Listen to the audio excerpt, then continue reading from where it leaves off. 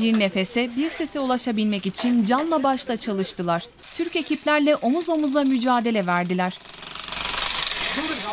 180 kişilik Kırgız kurtarma ekibi önce Kahramanmaraş'ta arama kurtarma çalışmalarına katıldı.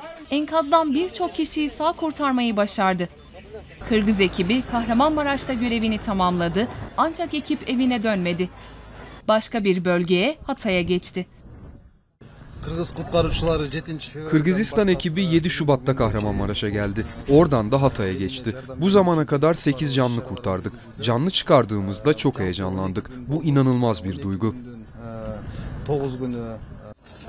Kırgız ekip Kahramanmaraş'ın ardından Hatay'da da hayat kurtardı.